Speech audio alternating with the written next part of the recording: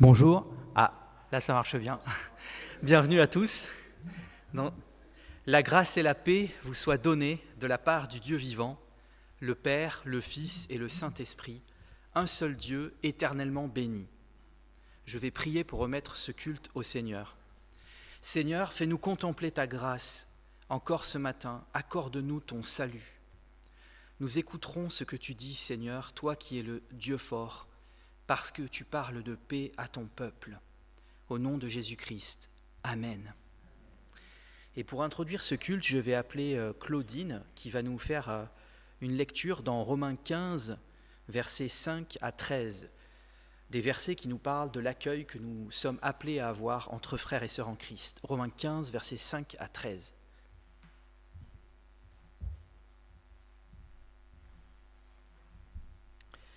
Que le Dieu de la persévérance et du réconfort vous donne de vivre en plein accord les uns avec les autres, comme le veut Jésus-Christ, afin que tous ensemble, d'une seule voix, vous rendiez gloire au Dieu et Père de notre Seigneur Jésus-Christ.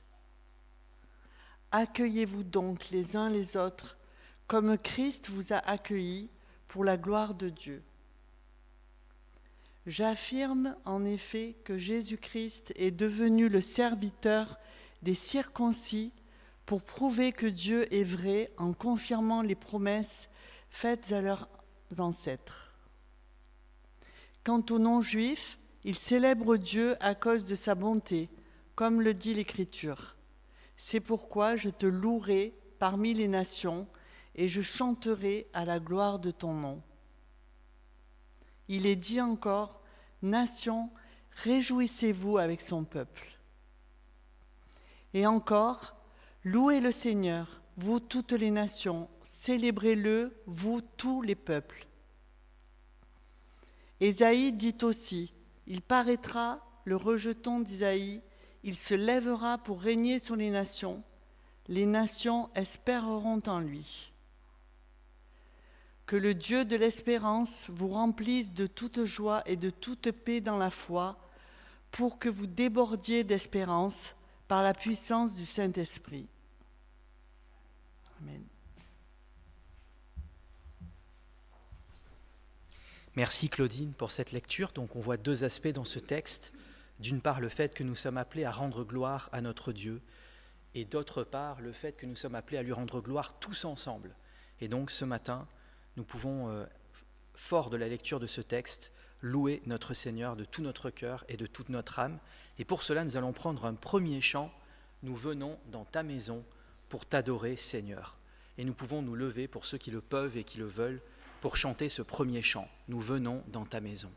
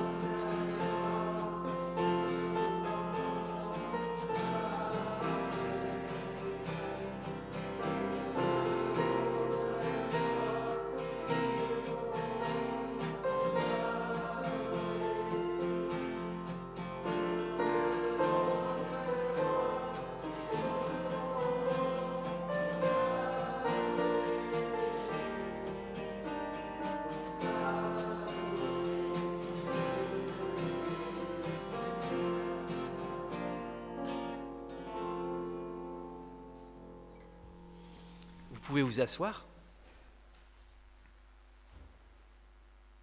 Oui, Seigneur Dieu, nous t'adorons et nous te bénissons. Tu es grand et ta gloire est sans mesure. Tu es tout et tu peux tout. Dans ta majesté infinie, tu n'as besoin de rien. Ta toute-puissance est non seulement force, mais encore vérité et justice. Ta gloire est non seulement lumière céleste, mais encore pureté et miséricorde inépuisable. Seigneur Dieu, c'est en Jésus-Christ que tu nous as découvert la grandeur de tes perfections. C'est lui, Jésus-Christ, qui a écarté le voile qui nous cachait ta face. Lui seul nous a révélé la profondeur de ton amour. Par sa résurrection, tu nous as rendu la force et le courage de lutter et de souffrir pour toi. Et tu as mis dans nos cœurs l'adoration de ton nom, la fidélité à ta loi et l'amour de notre prochain, et même de nos ennemis. Sa victoire sur la mort nous a libérés de toute peur de mourir et nous a dotés d'une espérance que rien ne pourra décevoir.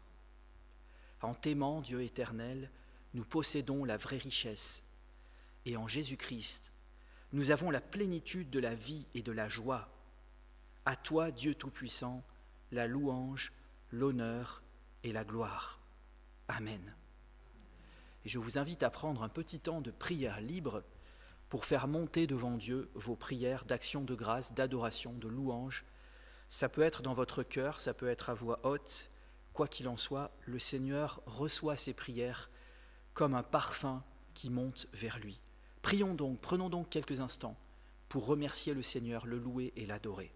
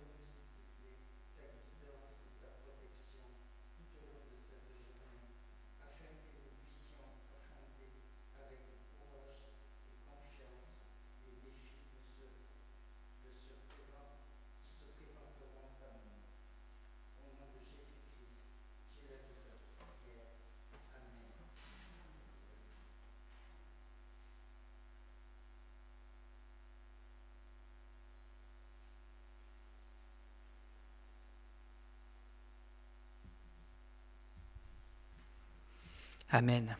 Le Seigneur se réjouit toujours d'entendre vos prières d'amour et d'action de grâce. Et quelqu'un dans sa prière a parlé de l'amour infini du Seigneur pour nous. Et précisément, c'est ce dont il va être question dans le prochain chant qui s'appelle « Vase d'argile », où nous allons chanter la grâce infinie du Seigneur pour chacun d'entre nous. Donc nous pouvons nous lever si nous le souhaitons et le pouvons pour chanter ce deuxième chant « Vase d'argile ».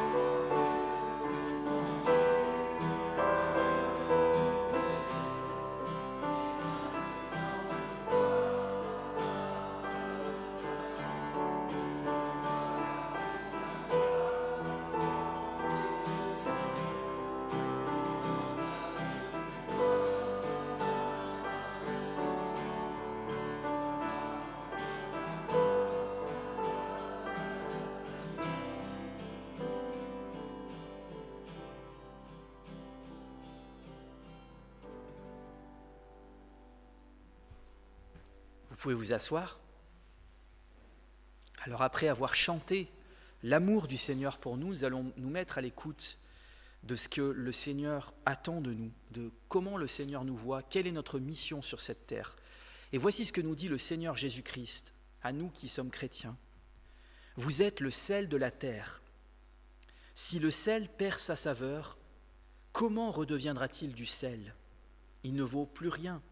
On le jette dehors et il est foulé aux pieds par les hommes. Vous êtes la lumière du monde. Une ville située sur une hauteur ne peut être cachée. Quand on allume une lampe, ce n'est pas pour la mettre sous le boisseau, mais sur son support, et elle brille pour tous ceux qui sont dans la maison. De même que votre lumière brille aux yeux des hommes, pour qu'en voyant vos bonnes actions, ils rendent gloire à votre Père qui est dans les cieux. Amen. Alors à l'écoute de ces paroles du Seigneur Jésus-Christ qui nous invitent finalement à être de bons témoins pour les non-chrétiens autour de nous, à être des témoignages par nos œuvres et pas seulement par nos paroles, eh bien nous pouvons prendre un temps de confession des péchés, un temps de silence dans notre cœur pour confesser nos péchés au Seigneur, tous nos manquements.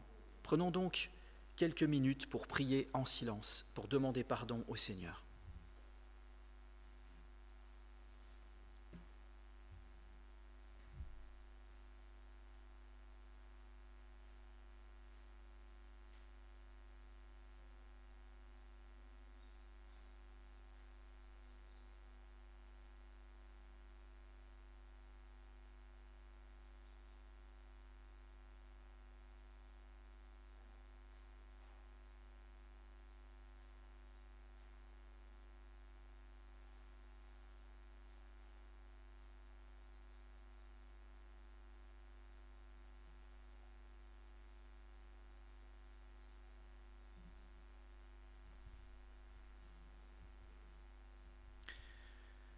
Dieu saint, notre Père, tu nous as aimés dès le commencement, mais nous avons péché contre toi. Seigneur, aie pitié de nous. Pour nous sauver, ton Fils Jésus-Christ a offert sa vie en sacrifice, mais nous n'avons pas répondu à son amour par le don de nous-mêmes. Seigneur, aie pitié de nous. Tu nous as envoyé ton Saint-Esprit afin qu'il habite dans nos cœurs, mais nous ne l'avons pas laissé faire de nous son temple. Seigneur, aie pitié de nous. Ô Dieu, nous reconnaissons et confessons que nos cœurs sont indignes de te recevoir, comme cela a d'ailleurs été dit dans une prière, car nous t'avons offensé en beaucoup de choses. Ce matin, tu nous appelles tout particulièrement à vivre de ton pardon et de ta grâce. Alors Seigneur, nous te prions aussi pour tous ceux qui nous ont offensés, pour tous ceux qui nous ont fait quelque tort ou quelque peine, afin que nous puissions leur pardonner comme toi tu nous pardonnes. Et nous te prions aussi pour tous ceux que nous avons nous-mêmes affligés, blessés ou scandalisés, que nous en soyons conscients ou non, afin que tu pardonnes à tous nos péchés et nos offenses mutuelles. Seigneur Dieu, ôte de nos cœurs le soupçon, l'aigreur, la colère, le non-pardon, tout ce qui divise, tout ce qui peut altérer la charité et diminuer l'amour fraternel. Seigneur, aie pitié de nous. Nous te prions de nous purifier de nos péchés, de nous délivrer du fardeau de nos fautes et de nous donner la grâce de ton Saint-Esprit, afin que tu demeures en nous et que nous demeurions en toi, par Jésus-Christ notre Seigneur. Amen. Alors je vous propose de rester assis pour le troisième chant, qui est un chant de repentance, où nous demandons au Seigneur de changer notre cœur. Change mon cœur, Seigneur.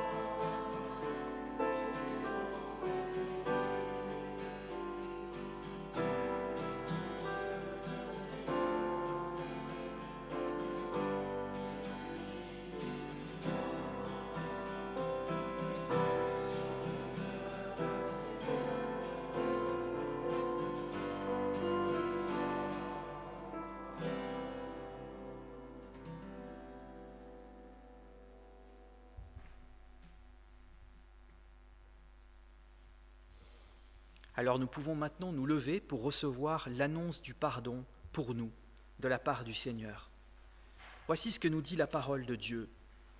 S'il arrive à quelqu'un de pécher, nous avons un avocat auprès du Père, Jésus-Christ le juste. Car Jésus-Christ s'est offert en sacrifice pour que nos péchés soient pardonnés, et non seulement les nôtres, mais aussi ceux de tous les hommes. Ainsi que tous ceux qui se repentent ce matin et se confient en Jésus-Christ soient assurés du pardon de Dieu. Voici la bonne nouvelle en Jésus-Christ, vos péchés sont pardonnés. Amen. Vous pouvez maintenant vous asseoir et je vais vous faire la lecture du psaume 62 qui nous parle du merveilleux salut que le Seigneur nous offre.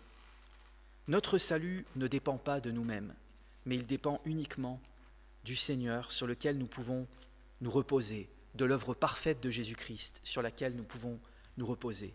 Alors voici ce que nous dit le psaume 62. Au chef de chœur, d'après Jeduthun, psaume de David. Oui, c'est en Dieu que mon âme se confie. De lui vient mon salut. Oui, c'est lui mon rocher et mon salut, ma forteresse. Je ne serai guère ébranlé. Jusqu'à quand vous jetterez-vous sur un homme pour chercher tous à l'abattre comme un mur qui penche, comme une clôture qui s'écroule? Ils conspirent pour le faire tomber de son poste élevé. Ils prennent plaisir au mensonge, ils bénissent de leur bouche et ils maudissent dans leur cœur. Oui, mon âme, repose-toi sur Dieu, car c'est de lui que vient mon espérance. Oui, c'est lui, mon rocher et mon salut, ma forteresse. Je ne serai pas ébranlé. Sur Dieu repose mon salut et ma gloire. Le rocher de ma force, mon refuge, est en Dieu. En tout temps, peuple, confiez-vous en lui, épanchez votre cœur devant lui.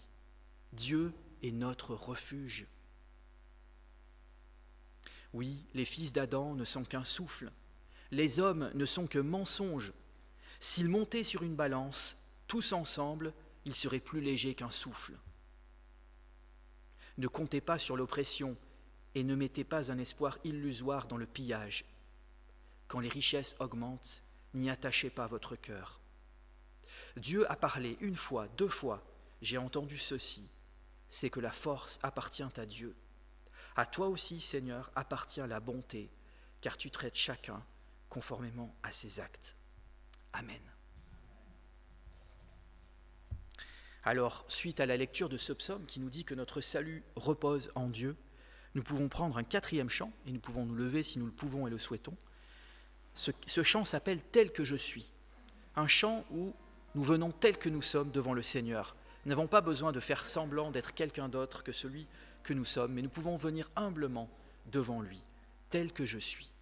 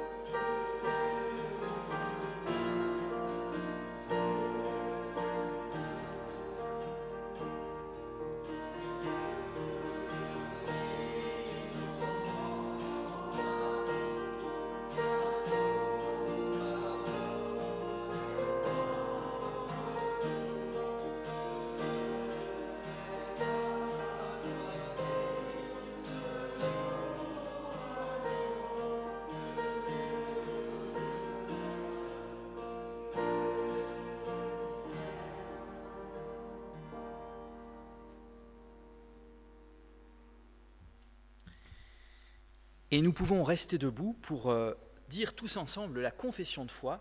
Alors ce matin, nous n'allons pas dire le credo des apôtres pour changer un petit peu, mais nous allons dire tous ensemble une confession de foi de Martin Luther. Donc Martin Luther qui était le père de la Réforme, celui qui a voulu ramener l'Église à la parole de Dieu.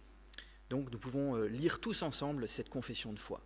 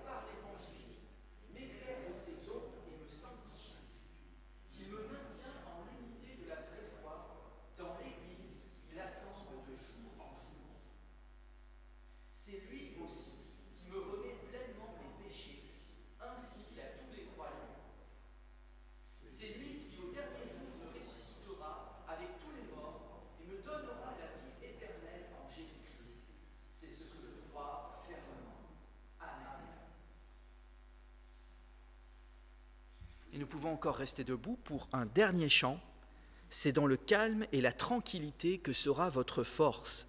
Alors peut-être que certains d'entre vous se débattent avec des épreuves ou des souffrances. Et c'est là où notre foi est mise au défi. Parce que la foi, c'est pas croire en Dieu quand tout va bien. La foi, c'est continuer de croire en Dieu même quand les choses sont difficiles. Continuer de lui faire confiance. Peut-être aussi que vous vous débattez avec des doutes sur votre salut. Et là encore, c'est dans le calme et la tranquillité que sera votre force en vous reposant sur l'œuvre parfaite de Jésus-Christ. Alors, quelle que soit votre situation ce matin, chantez de tout votre cœur ce dernier chant.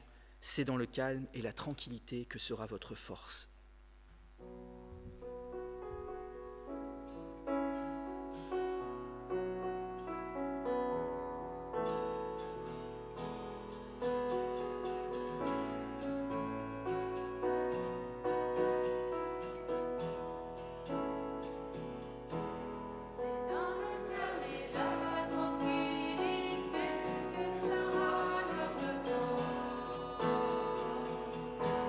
Et la confiance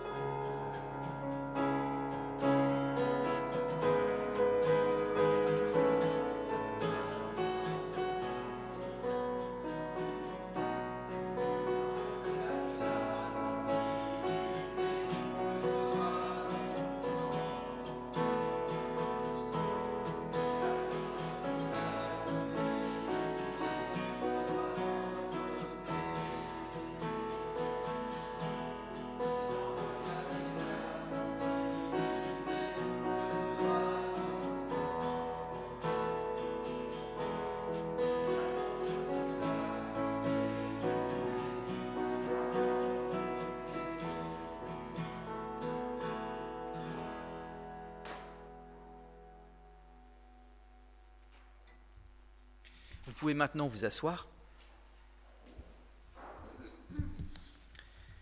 Et nous arrivons au temps de l'offrande. Jacob disait déjà à son Dieu, à l'époque de l'Ancien Testament, « Je te donnerai la dîme de tout ce que tu me donneras. » Et aujourd'hui, dans la plénitude des temps, à l'époque du Nouveau Testament, de la Nouvelle Alliance, l'apôtre Paul s'adresse ainsi à nous. « Enrichis de toute manière, vous pouvez pratiquer toutes les générosités. C'est votre action de grâce qui monte vers Dieu. » Alors ce matin, que chacun se sente libre de donner ou de ne pas donner, car le Seigneur ne force personne. Mais si vous choisissez de donner, le Seigneur en sera réjoui et considérez que vous ne faites que rendre à Dieu une partie de ce qu'il vous a déjà donné. Je vais appeler Gérard pour la distribution recueillir l'offrande. Merci Gérard pour ton service fidèle.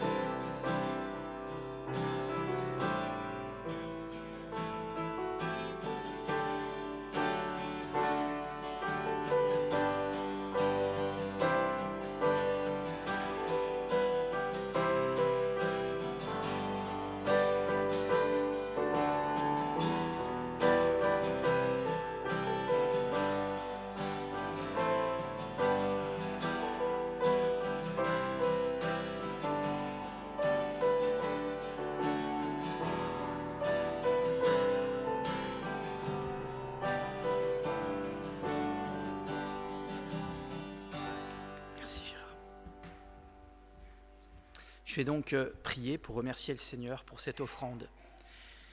Seigneur, ce matin encore, accepte notre offrande joyeuse parce qu'elle est le signe de notre reconnaissance et de notre consécration envers toi.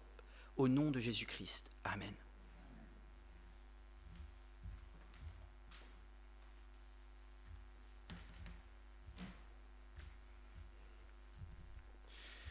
Alors, je vais maintenant appeler les enfants pour prier pour eux, en vue du temps qu'ils vont passer avec notre sœur Catherine. Merci Catherine et Tom pour la louange, et merci Charles et Yannick pour la projection et pour l'enregistrement.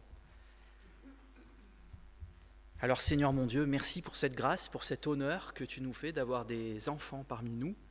Je te prie de les bénir chacun, chacune, qu'ils puissent vraiment découvrir justement ton amour infini pour eux, à quel point ils sont précieux pour toi, puisque tu es allé jusqu'à donner ta vie pour eux, pour qu'ils puissent être dans ton royaume un jour.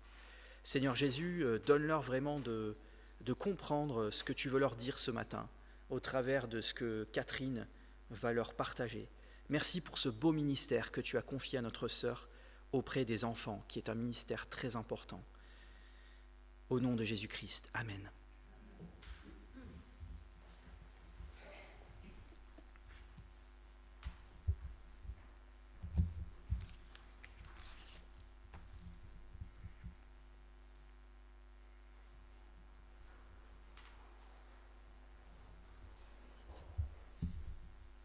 Alors c'est maintenant le temps de la prédication. Je regarde l'heure pour surveiller que je ne dépasse pas 35 minutes.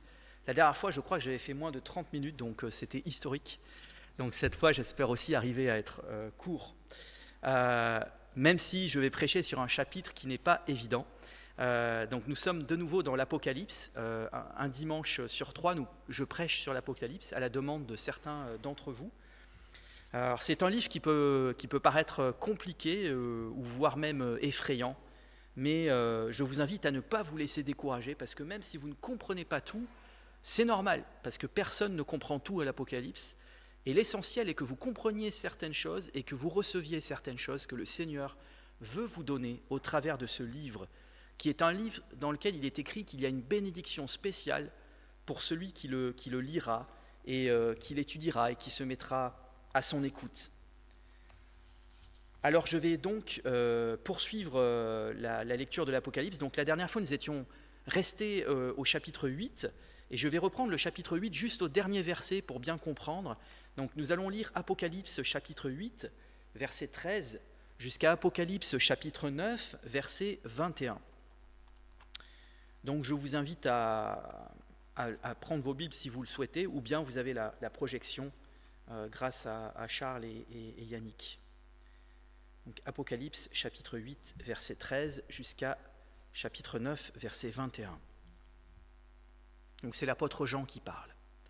« Je regardai, et j'entendis un aigle qui volait très haut dans le ciel, et qui disait d'une voix forte, « Malheur, malheur, malheur aux habitants de la terre, à cause des autres sonneries de trompettes, celles que les 3 anges vont encore faire retentir. » Le 5e ange sonna de la trompette, et je vis une étoile qui était tombée du ciel sur la terre.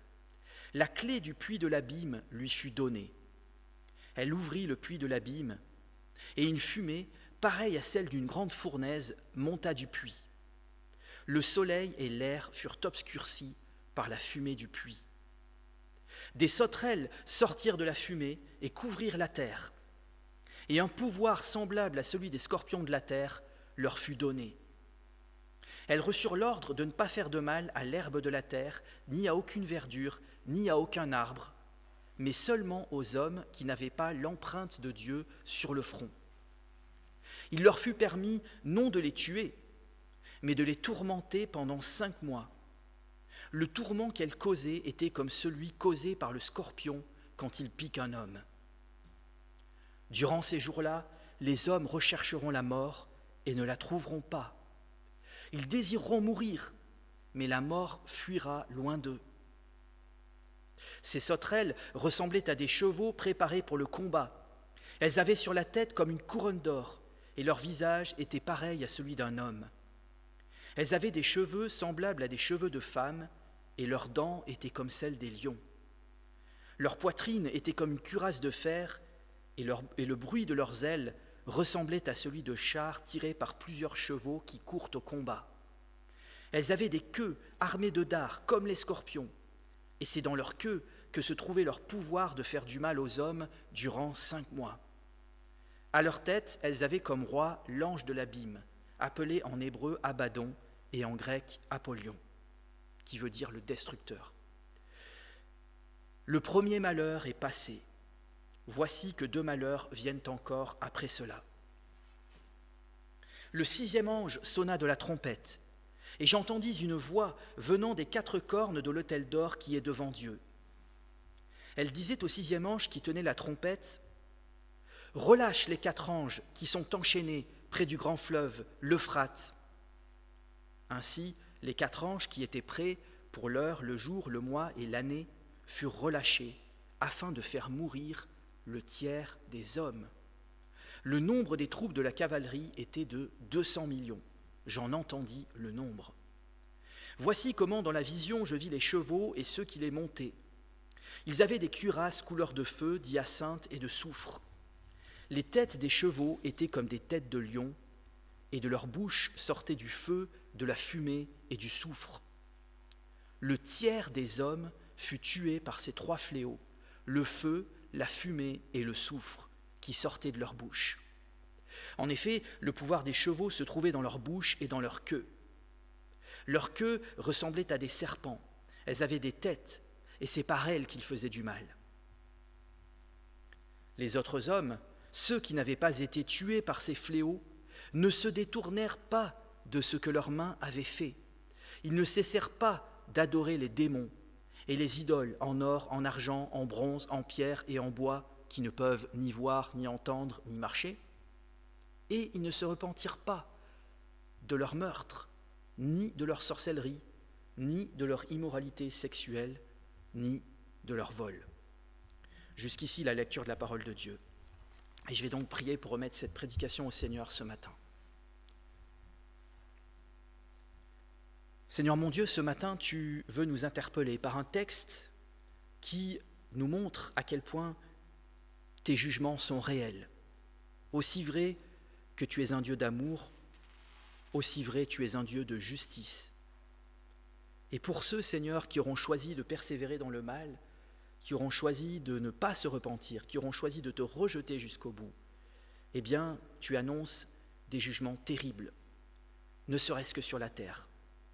Non pas pour condamner ces personnes, mais pour les amener à la repentance par la souffrance. Oui, Seigneur, nous savons par ta parole que la souffrance est parfois un moyen que tu peux utiliser pour nous ramener plus près de toi lorsque nous nous sommes éloignés de toi. Seigneur, donne-nous vraiment de comprendre ce que nous devons comprendre ce matin au travers de ce texte. Au nom de Jésus-Christ et par la puissance de ton Saint-Esprit. Amen. Alors simplement quelques mots de contexte pour ceux qui n'étaient pas forcément là les fois précédentes lorsque j'ai prêché sur l'Apocalypse.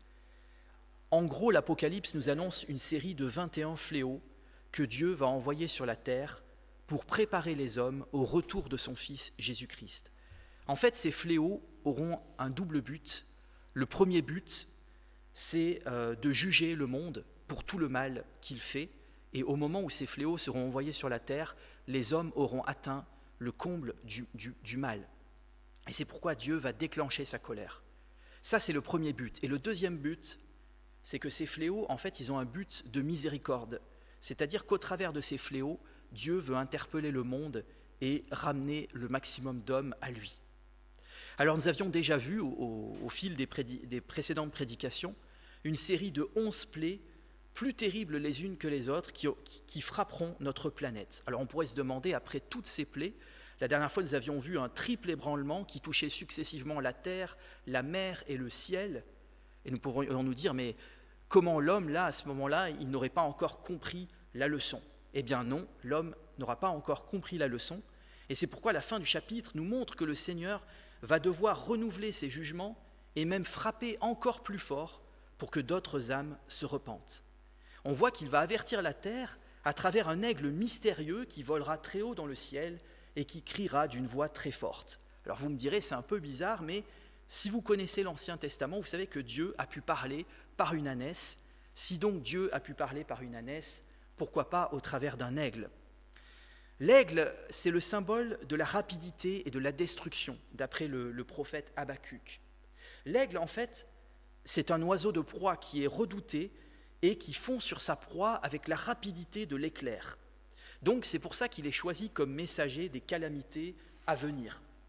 D'ailleurs, Jésus-Christ lui-même fera référence à l'aigle comme signe avant-coureur de son retour. Et comme je vous l'ai dit, les fléaux décrits dans l'Apocalypse ont pour but ultime de préparer les hommes des derniers jours au retour du Christ. Il se peut aussi que cet aigle soit un ange ressemblant à un aigle, parce qu'au début du livre de l'Apocalypse, nous avons un des 4 vivants qui est comparé à un aigle en plein vol. Mais peu importe, ce qui est sûr, c'est que cet être surnaturel va annoncer 3 nouveaux malheurs. 3 fois, il parle de 3 malheurs qui correspondent aux 3 prochains fléaux, c'est-à-dire la 5e, la 6e et la 7e trompette. Alors on voit une gradation dans les jugements de Dieu. C'est le même principe que dans le livre de Lévitique au chapitre 26, où Dieu, quand il va parler à son peuple Israël, il va leur dire « Si tu ne reviens pas à moi, je te punirai 7 fois plus. Et si tu ne reviens pas encore à moi, je te punirai 7 fois plus. » C'est-à-dire que parfois Dieu est obligé d'augmenter en intensité les jugements pour que finalement certains quand même soient sauvés comme au travers du feu. Alors ces 3 malheurs, nous dit l'aigle, seront particulièrement dirigés contre les habitants de la terre. Quand vous trouvez cette expression dans l'Apocalypse, les habitants de la terre, ça désigne particulièrement les non-chrétiens, c'est-à-dire tous ceux qui ne sont pas citoyens du ciel, tous ceux qui ne sont pas sauvés.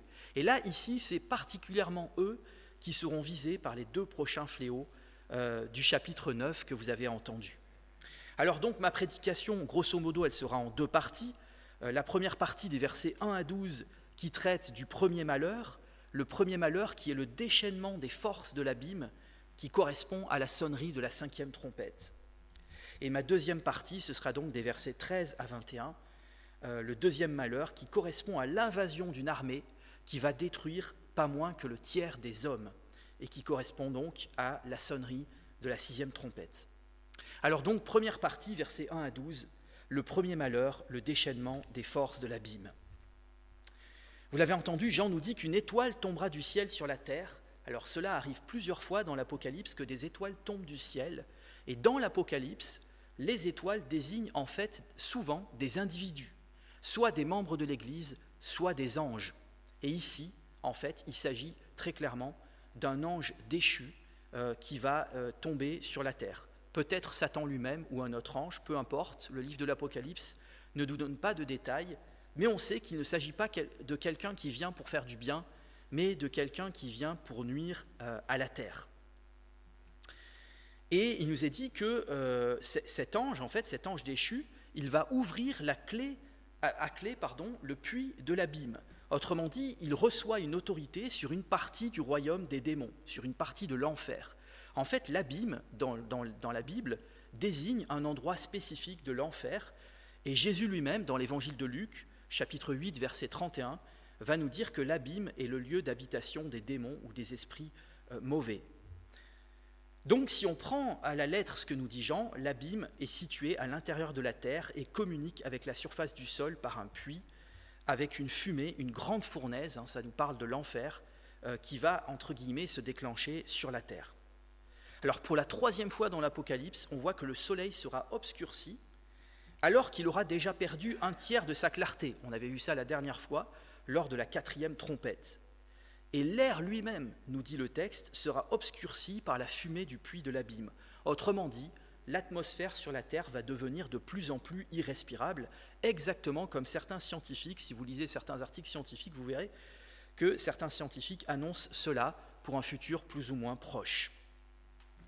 Alors là, nous sommes dans le 12e fléau de l'Apocalypse, le fléau des sauterelles qui sortent du puits infernal. Ce fléau rappelle en fait un fléau qu'on trouve déjà dans l'Ancien Testament. C'est la 8e plaie d'Égypte avec les sauterelles qui s'abattent sur Pharaon et son royaume.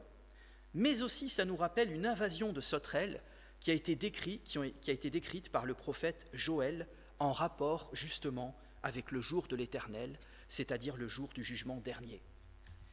Dans l'Ancien Testament, les sauterelles, qui sont en fait des insectes qui volent en colonies innombrables, les sauterelles en fait symbolisaient la destruction. Pourquoi ? Parce qu'elles détruisaient et elles dévoraient toute la végétation des zones où elles s'arrêtaient. Donc, à l'époque de Jean, dans l'Orient, les sauterelles constituaient une des calamités les plus redoutables.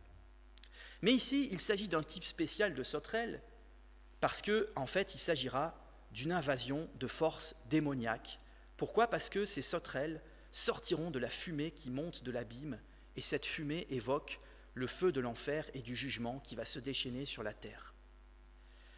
Aussi étonnant que cela puisse paraître, le psaume 78 nous apprend que déjà, lors de l'Exode, Dieu avait envoyé une troupe d'anges de malheur, contre les Égyptiens.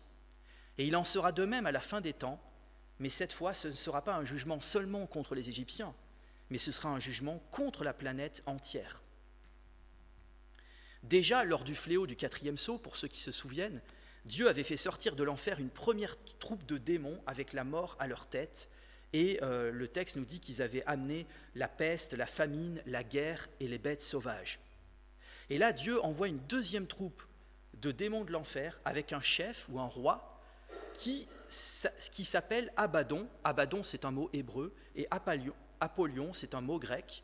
En fait, les deux mots veulent dire exactement la même chose, le destructeur ou la destruction. Cet ange est aussi appelé l'ange de l'abîme. Donc il s'agit peut-être de Satan, peut-être d'un ange déchu très puissant, mais en tout cas, il est là pour amener la destruction sur la terre.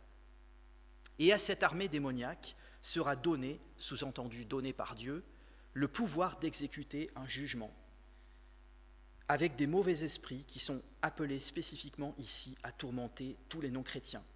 Jean nous apprend qu'ils vont couvrir toute la terre, c'est-à-dire qu'ils seront sans doute très nombreux. Il s'agit d'une grande invasion sur la terre, et il nous dit qu'ils vont en fait amener une torture ou un tourment pour les hommes non repentants, et que la torture qu'ils vont causer sera semblable à celle du scorpion qui pique un homme. Alors le scorpion, moi je ne sais pas pour vous, mais je trouve que c'est un animal très effrayant. C'est un petit animal des régions chaudes, avec un dard venimeux à l'extrémité de sa queue. Et il faut savoir que la piqûre du scorpion venimeux cause de très vives douleurs. En gros, c'est comme si vous preniez plusieurs coups de poignard. Si vous êtes piqué par un scorpion venimeux, c'est vraiment quelque chose de terrible. Et la piqûre du scorpion peut être mortelle. On estime que les piqûres de scorpions font à peu près 2000 à 3000 morts par an dans le monde, avec à peu près 1,5 million de personnes piquées chaque année. Alors nous, en France, nous sommes quand même relativement épargnés, et nous pouvons remercier le Seigneur pour cela. Mais dans le cas de l'Apocalypse, la piqûre de ces démons scorpions ne sera pas mortelle, mais le texte nous dit que la souffrance qu'elle engendrera durera plusieurs mois. Cela sera donc sans doute un supplice épouvantable. 3 fois, ces sauterelles infernales sont comparées par l'apôtre Jean à des scorpions. Or, justement, il est frappant de constater que les démons sont comparés par Jésus-Christ lui-même aux scorpions et aux serpents, qui sont reliés en fait à la chute de Satan. Alors Jean, dans ce texte quand même assez compliqué, il faut le reconnaître, va nous donner une liste de 8 caractéristiques différentes de ces démons en vue de les décrire. Alors on peut considérer qu'il s'agit d'une description soit littérale, soit d'une description qu'on pourrait appeler impressionniste, où Jean va décrire les êtres qu'il voit suivant ses impressions.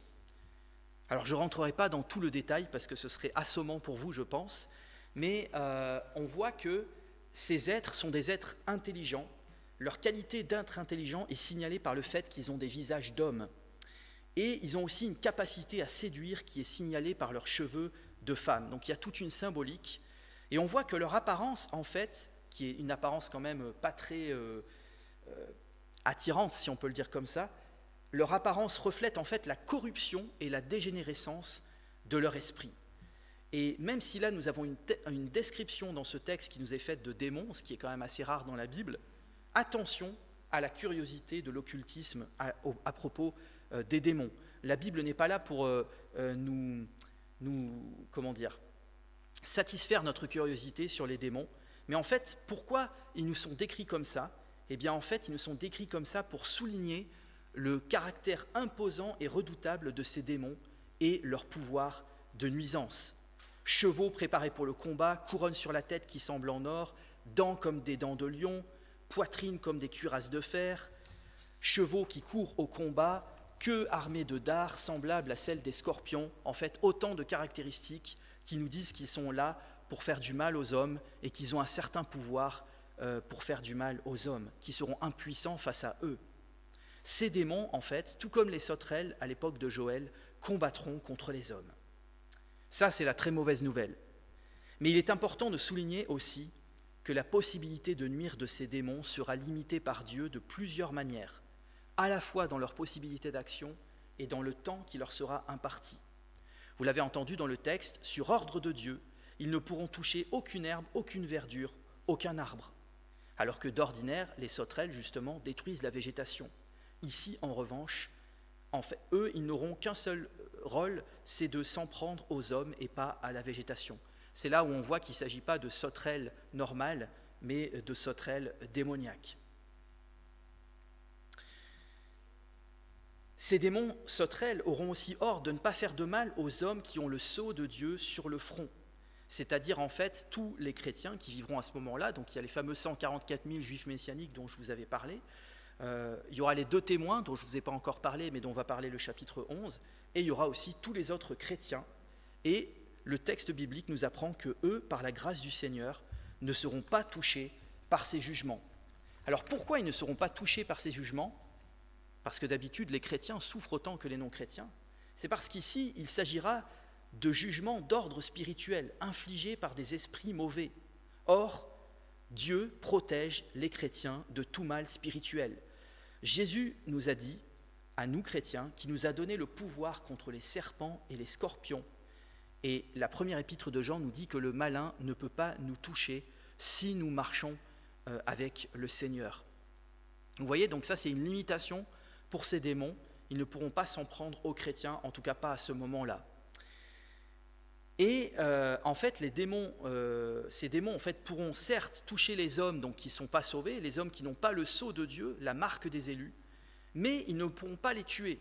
Ils pourront seulement les torturer et les tourmenter. Alors il faut bien s'imaginer que le texte nous dit que tous les hommes de la planète, sans exception, tous ceux qui ne seront pas chrétiens, seront touchés par cette torture pendant 5 mois et voudront mourir, nous dit le texte.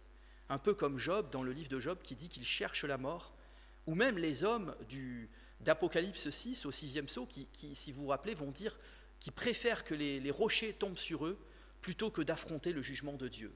Et là, Jean, il nous livre une description poignante, un verset vraiment qui fait froid dans le dos, de ce que seront les souffrances des hommes des derniers jours. Des tourments qui seront bien sûr physiques, mais aussi de nature spirituelle, puisqu'ils leur seront infligés par des esprits mauvais.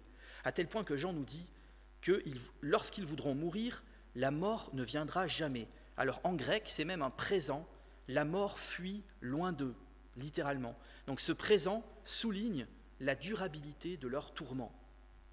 Alors en fait, ça, au travers de ces tourments, ces hommes en fait feront une anticipation des tourments de l'enfer, c'est-à-dire de ce que ressentent les hommes en enfer qui sont séparés de Dieu et sans espérance. Mais, autre limitation, ces tourments prendront fin au bout de 5 mois. Il est répété 2 fois dans le texte que c'est durant 5 mois que ces tourments vont durer. Donc on voit que Dieu, à un moment donné, va quand même les délivrer de ce tourment. Et en fait, le fait que la mort sera introuvable pour eux et qu'elle fuira loin d'eux, eh bien ce sera quelque part un cadeau de Dieu pour eux. Puisque s'ils mouraient, ils iraient directement en enfer, de même que c'est le cas encore aujourd'hui pour tout homme qui ne se repent pas et n'accepte pas Jésus-Christ comme Sauveur et Seigneur. C'est pourquoi Dieu ne va pas s'arrêter là dans ses appels à la repentance, et c'est là où j'en arrive à ma deuxième partie, le début du deuxième malheur, l'invasion d'une armée détruisant le tiers des hommes. Jean commence par évoquer une voix mystérieuse et surnaturelle qui vient des 4 cornes de l'autel d'or qui est devant Dieu. Il est très probable qu'il s'agisse de la voix de Dieu, parce que cet autel, nous voyons que c'est sur cet autel que l'encens a été offert à Dieu. Donc on voit qu'ici, Dieu est complètement aux commandes de tous ces fléaux qui arrivent. Alors on voit ce 6e ange qui sonnera de la 6e trompette, donc un ange de Dieu, qui recevra le pouvoir de la part du Seigneur de relâcher 4 anges déchus qui seront enchaînés près de l'Euphrate. 4 anges qui sont là encore très dangereux et très menaçants et qui constitueront une nouvelle troupe d'anges de malheur envoyés contre des hommes non repentants. Toutefois, on voit que ces 4 démons, qui sont pourtant très destructeurs, ne sont rien face au pouvoir de Dieu. Pourquoi ? Parce qu'ils ne peuvent même pas se détacher eux-mêmes et ils seront libérés par le Seigneur seulement à un moment précis et pour une action précise. On voit que leur libération provoquera un fléau pour toute la terre qui viendra des bords de l'Euphrate. Alors le fleuve de l'Euphrate, c'est un fleuve de l'ancienne Mésopotamie qui traverse l'Irak actuel. Et dans l'Ancien Testament, c'est de ce fleuve que venaient pour Israël les fléaux ou les calamités dont il était périodiquement frappé. Donc c'était un fleuve que Dieu utilisait aussi pour châtier son peuple.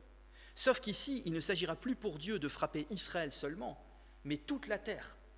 Et on voit que ce fleuve de l'Euphrate, aussi mystérieux que cela puisse paraître, de même qu'il a joué un rôle dans le passé pour Israël, sera appelé à jouer un rôle déterminant concernant la fin de l'histoire humaine. On le retrouve d'ailleurs 2 fois mentionné dans l'Apocalypse. Il est aussi parlé d'une heure, d'un jour, d'un mois et d'une année précis. Ici, on a une mise en valeur de la souveraineté de Dieu sur les événements de l'histoire humaine. Toutes choses se dérouleront selon la chronologie qu'il a lui-même fixée. On voit que ces 4 anges libérés seront les chefs d'une armée de pas moins de, tenez-vous bien, 200 millions de personnes. Et Jean précise bien qu'il en entendit le nombre pour dire qu'il s'agit dans ce contexte d'un nombre précis. Or, à l'époque où Jean écrivait l'Apocalypse, il était inimaginable de pouvoir rassembler une armée aussi nombreuse. Mais à l'heure actuelle, c'est possible. Je vous donne un exemple. Le président chinois Xi Jinping dispose précisément d'une armée de 200 millions d'hommes, à qui d'ailleurs il a dit « préparez-vous à la guerre ». Alors je ne suis pas en train de dire que cette armée, ce sont les Chinois, mais c'est juste pour dire que c'est possible, c'est réellement possible. Et Jean donc parle de troupes de cavalerie avec des chevaux qui évoquent de durs combats. On voit des cavaliers très spéciaux qui auront des cuirasses tricolores, couleur de feu, d'hyacinthe et de soufre. En fait, les 3 couleurs de ces cuirasses correspondent précisément aux 3 moyens de destruction dont disposera cette terrible armée, à savoir le feu, la fumée et le soufre qui sortiront de la bouche de leurs chevaux. Ici, on a l'évocation d'un carnage avec les têtes de lion, donc ça évoque l'image d'un lion qui dévore tout sur son passage. La fumée, le feu et le soufre sont aussi des éléments qu'on retrouve dans la destruction de Sodome et de Gomorrhe dans Genèse chapitre 19, et surtout, vous l'aurez deviné, la fumée et le soufre font penser clairement à l'enfer éternel. Alors à l'heure actuelle, vous l'avez vu dans l'actualité, on parle beaucoup de la guerre entre la Russie et l'Ukraine qui a provoqué déjà 2 millions de morts, 1 million de morts côté russe, 1 million de morts côté ukrainien, en 3 ans. Et d'ailleurs demain ce sera les 3 ans du déclenchement de la guerre, et c'est déjà énorme et terrible.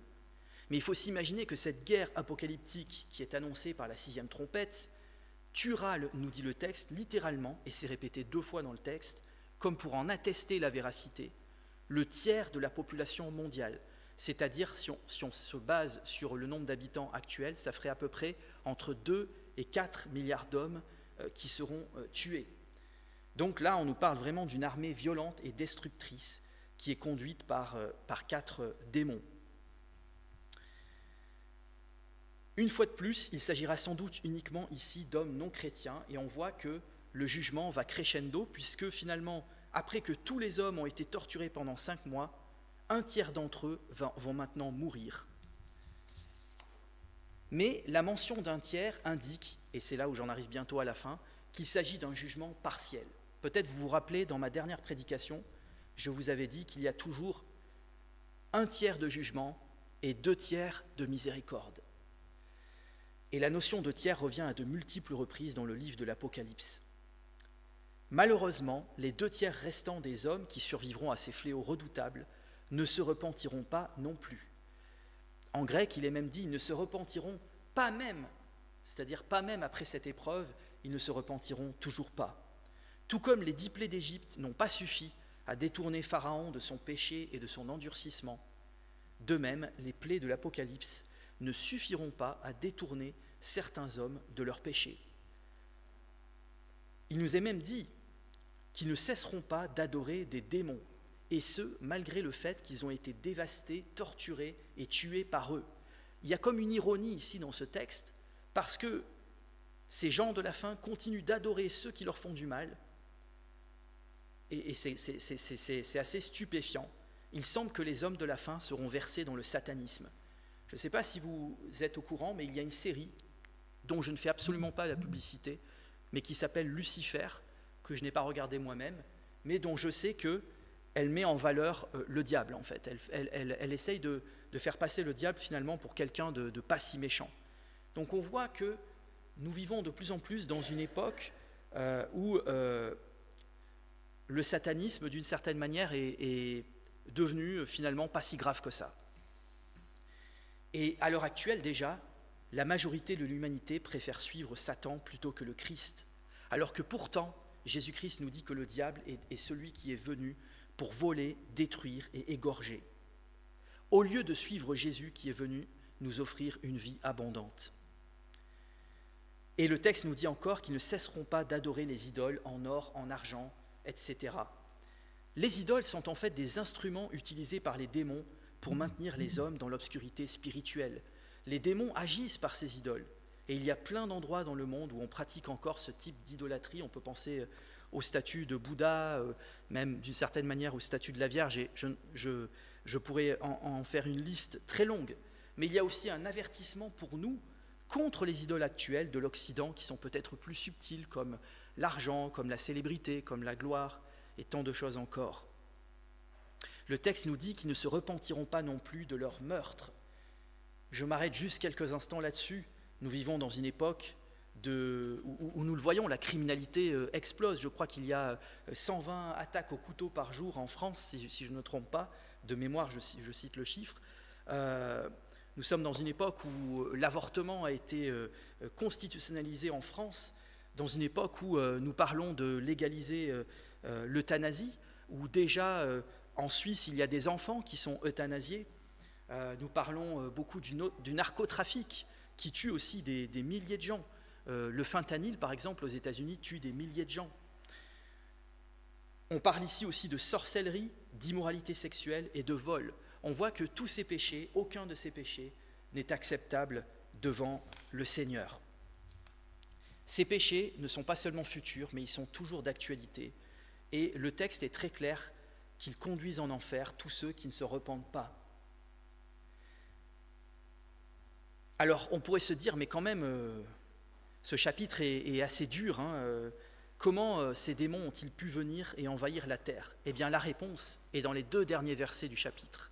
Parce que des portes leur ont été ouvertes à ces démons, notamment par l'idolâtrie, par la sorcellerie, qui seront de plus en plus pratiquées à la fin, mais aussi par tous les autres péchés qui auront été autant de portes d'entrée pour les démons. Donc on voit que les jugements de Dieu dans ce texte ne seront pas arbitraires.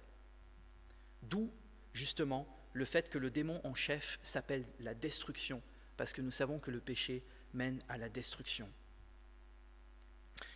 Alors maintenant, je voulais simplement nous interpeller chacun, parce que certes, ce texte nous parle d'un futur, mais il nous parle aussi au présent. Est-ce que nous-mêmes, nous savons écouter pour nos propres vies les appels de Dieu à la repentance ? Le péché est pour chacun d'entre nous, ou peut-être pour chacun d'entre nous, un engrenage dont on ne sort pas si facilement. Quels que soient les péchés que nous pouvons encore pratiquer, je nous invite ce matin à avouer nos fautes au Seigneur, à prendre la décision de rompre avec elles, à demander l'aide du Saint-Esprit pour rompre avec tout ce qui ne plaît pas à Dieu dans nos vies. Et je vous invite à prendre un temps de silence avant que nous prenions la Sainte Seine ensemble, justement, pour prendre cet engagement devant le Seigneur de rompre avec des péchés qui vous sont connus et avec lesquels vous luttez depuis longtemps, et vraiment de demander au Seigneur son aide. Donc prenons quelques instants de silence pour nous remettre devant le Seigneur.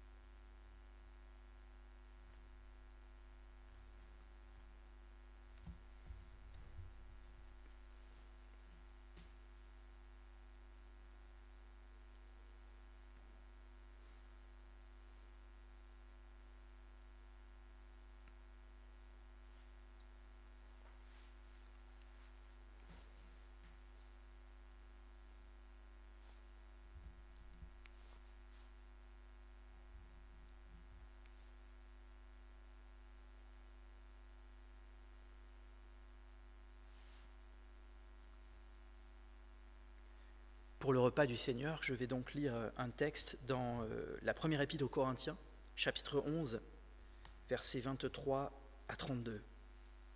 C'est l'apôtre Paul donc qui parle par rapport à l'institution de la scène. En effet, j'ai reçu du Seigneur ce que je vous ai transmis. Le Seigneur Jésus, la nuit où il a été arrêté, a pris du pain. Après avoir remercié Dieu, il l'a rompu et a dit : « Prenez, mangez. Ceci est mon corps qui est rompu pour vous. Faites ceci en souvenir de moi. » De même, après le repas, il a pris la coupe et a dit : « Cette coupe est la nouvelle alliance en mon sang. Faites ceci en souvenir de moi toutes les fois que vous en boirez. En effet, toutes les fois que vous mangez ce pain et que vous buvez cette coupe, vous annoncez la mort du Seigneur jusqu'à ce qu'il vienne. C'est pourquoi celui qui mange ce pain ou boit la coupe du Seigneur indignement sera coupable envers le corps et le sang du Seigneur. Que chacun donc s'examine lui-même, et qu'ainsi il mange du pain et boive de la coupe. Car celui qui mange et boit indignement, sans discerner le corps du Seigneur, mange et boit un jugement contre lui-même. C'est pour cela qu'il y a parmi vous beaucoup d'infirmes et de malades, et que plusieurs sont morts. Si nous nous examinions nous-mêmes, nous ne serions pas jugés. Mais quand nous sommes jugés, c'est le Seigneur qui nous corrige, afin que nous ne soyons pas condamnés avec le monde. » Donc ici, dans ce texte, il y a à la fois une promesse et un avertissement. Je commence peut-être par l'avertissement. Si nous ne nous sentons pas forcément prêts à donner notre vie et notre cœur au Seigneur, alors il vaut mieux nous abstenir de prendre les éléments et il n'y aura aucun jugement contre nous. Si toutefois nous avons demandé pardon au Seigneur pour nos péchés, si nous nous sommes repentis de nos fautes, si nous avons accepté Jésus-Christ comme notre Seigneur et Sauveur, ça ne veut pas dire que nous sommes parfaits, mais nous marchons avec le Seigneur, avec des chutes et des rechutes, mais nous voulons vraiment marcher avec le Seigneur et nous avons cru en son sacrifice pour nous sauver, alors nous pouvons librement prendre le repas et il n'y aura aucune condamnation pour nous. Je vais prier pour remettre ce temps de repas du Seigneur entre les mains de Dieu. Seigneur, merci parce que ce matin encore, c'est toi qui nous invites à ta table. Merci parce que tu as accepté de donner ta vie pour que nous ayons la vie. Tu nous as donné, à nous qui étions injustes, ta propre justice. Merci Seigneur pour le pain qui symbolise ton corps brisé pour nous. Merci pour le vin, le jus de raisin qui symbolise ton sang versé pour nous. Merci parce que particulièrement dans la scène, dans le repas du Seigneur, tu nous manifestes ta présence par le Saint-Esprit. Dispose nos cœurs, à chacun, à chacune, à te recevoir ce matin. Que vraiment ce temps de communion soit l'occasion d'un renouvellement d'alliance avec toi pour chacun d'entre nous. Un temps de réconciliation, un temps de retour dans ta maison. Au nom de Jésus-Christ. Amen. Alors je vais appeler Gérard pour la distribution des éléments. Merci Gérard.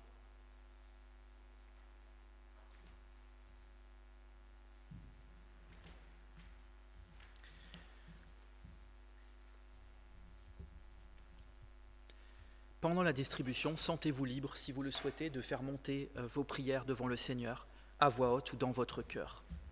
Ou même vous pouvez chanter un chant, si vous avez un chant sur le cœur. Merci.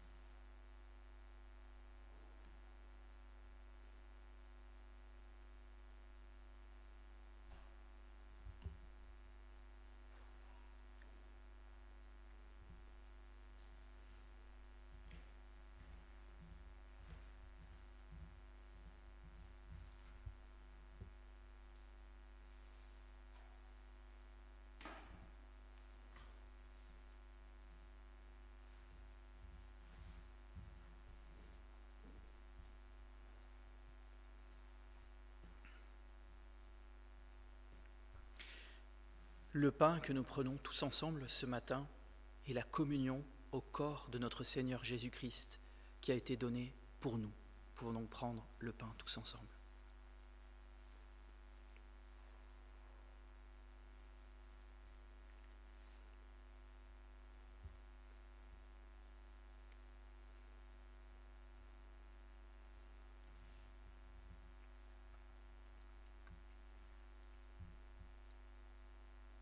La coupe que nous prenons tous ensemble ce matin est la communion au sang de notre Seigneur Jésus-Christ qui a été versé pour nous, pour le pardon de nos péchés. Pour donc prendre la coupe tous ensemble.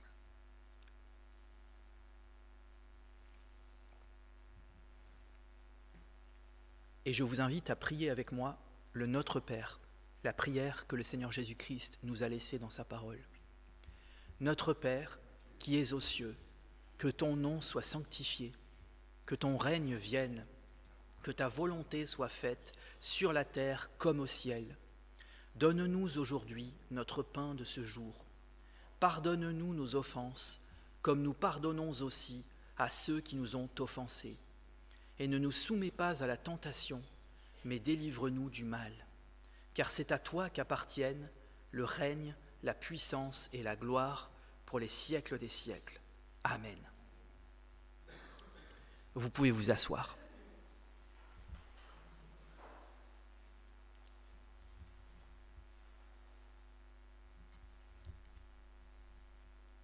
Alors c'est maintenant un moment de prière, cette fois plus pour les actions de grâce, enfin si aussi pour les actions de grâce, on ne rend jamais assez grâce au Seigneur, mais c'est un temps d'intercession où nous pouvons faire monter nos requêtes devant le Seigneur. Donc est-ce que certains d'entre vous ont des sujets de prière en particulier que vous aimeriez porter devant le Seigneur ce matin ?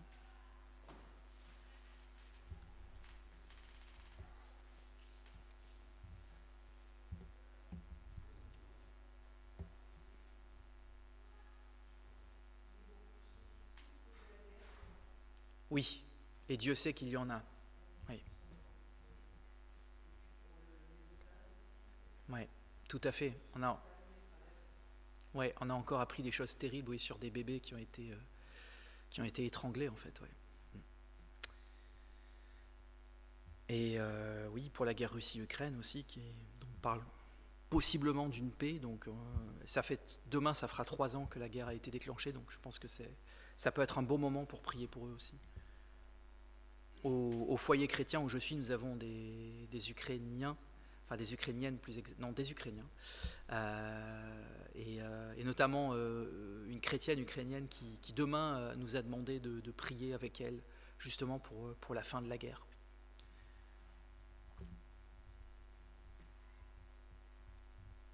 D'autres sujets ? Pardon ? Pour Gérard, oui, qui est fatigué, peut-être tu peux nous en dire plus.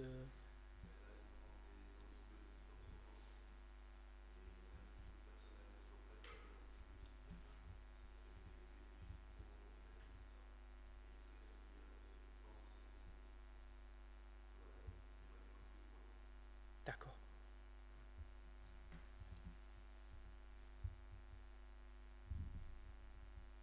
On peut prier aussi peut-être pour Iléna qui s'est faite baptiser dimanche dernier, pour sa famille aussi. Voilà, c'était vraiment une joie. Et la remettre entre les mains du Seigneur pour la suite. Voilà, et bien je vous propose de commencer de prier, puis si vous avez d'autres sujets, sentez-vous libre de les faire monter devant le Seigneur. Je vais donc commencer et puis je vous laisse continuer ensuite. Seigneur mon Dieu, nous voulons te remettre entre tes mains la situation du monde. Tu vois qu'il y a beaucoup de choses que nous ne comprenons pas, beaucoup de choses qui sont tellement terribles qui se passent à l'heure actuelle.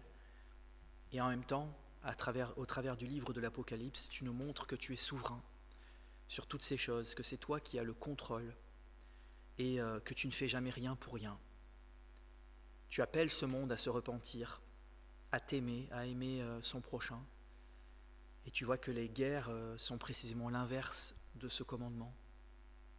Alors je veux te remettre effectivement les les otages israéliens. Je te remercie déjà pour tous ceux qui ont été libérés, parce que on ne réalise pas que c'est un miracle qu'ils aient pu aussi être libérés. Et je te remets pour tous ceux qui sont encore en vie. On ne sait pas exactement combien ils sont, Seigneur, mais en tout cas au moins plusieurs dizaines qui sont encore en vie aux mains du Hamas et certainement qui ont été torturés, affamés ou violés. Et je te demande vraiment, Seigneur, que tu leur viennes en aide et qu'ils puissent être libérés le plus rapidement possible.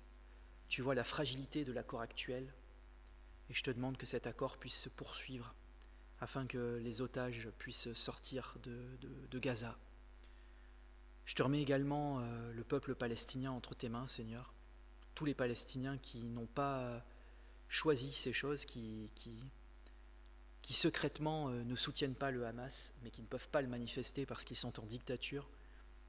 Tous ceux, Seigneur, qui rêveraient de paix, tous les enfants innocents aussi, Seigneur, palestiniens à qui on apprend à faire la guerre dès l'âge de 4 ans. Je te demande, Seigneur, que tu aies pitié d'eux et que beaucoup d'entre eux puissent te rencontrer, te connaître. Je te prie pour que le meilleur puisse survenir pour les deux peuples, Seigneur. Je te remets encore la guerre entre la Russie et l'Ukraine, Seigneur. Tu vois que demain, cela fera 3 ans que cette guerre a commencé. Tu vois ce carnage, Seigneur mon Dieu, 1 million de morts de chaque côté.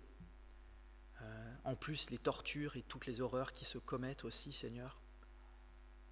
Tu vois qu'il se parle d'une possible paix entre les deux peuples. Et Seigneur, ma prière, c'est que cette paix puisse vraiment, véritablement avoir lieu, Seigneur, le plus rapidement possible, afin que ce carnage puisse s'arrêter, Seigneur. Au nom de Jésus-Christ. Amen.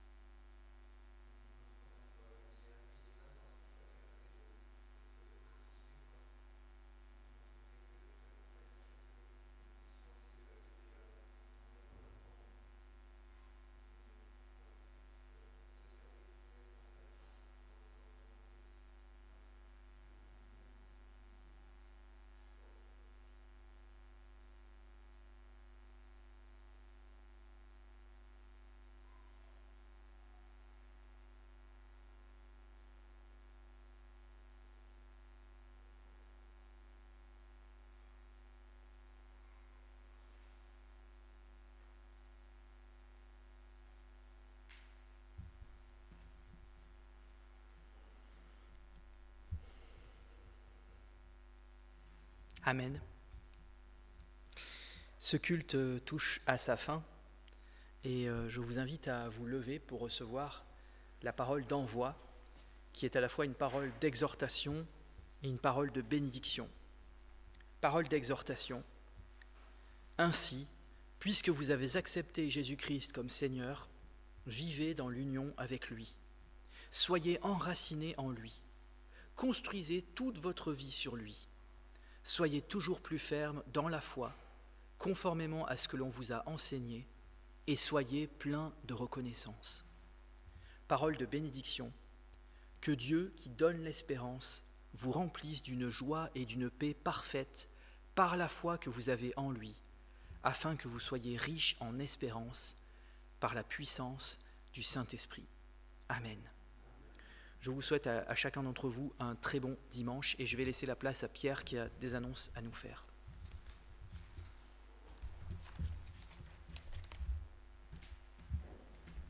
Alors, Catherine était à Toulouse cette semaine et donc en retour, elle vous transmet le bonjour donc, de Pierre Mitchell, pour ceux qui le connaissent, Samuel Gonin et Alice, et la petite Aline, et la famille Gildard, James et Jackie. Voilà. Donc, pour ceux qui les connaissent encore, vous avez leur bonjour. Cette semaine, nous avons l'étude biblique en ligne à 20h. Donc nous étudions le livre de Michée. Toujours, on n'a pas fini encore. Michée chapitre 4. Voilà, donc j'envoie le lien chaque semaine par email. Donc ceux qui ne reçoivent pas l'email et qui aimeraient bien participer à l'étude, donc merci de me donner votre email et je vous rajouterai dans la liste. Dimanche prochain, c'est le 3 mars, dimanche prochain, on aura la visite de Pierre Mitchell qui apportera la prédication et donc on profite de sa venue pour faire un repas fraternel. Donc voilà, venez tous avec des plats à partager ensemble pour le repas fraternel après le culte. Et donc ça c'est le mois de mars et on a un deuxième dimanche au mois de mars où on aura le repas fraternel, c'est le dimanche 17 mars qui est à l'occasion donc de l'assemblée générale de l'église. On aura également un repas fraternel. Donc notez bien cette date-là. Donc et alors Anne-Marie lève la main. C'est le 2 et le 16, c'est pas le 3 et le 17. J'étais presque bon, un jour près. Donc le 2 et le 16 mars, donc dimanche prochain et le dimanche 16 mars. Je ne sais pas s'il y a d'autres... j'ai rien d'autre qui me vient à l'esprit. Anne-Marie, il n'y a rien de...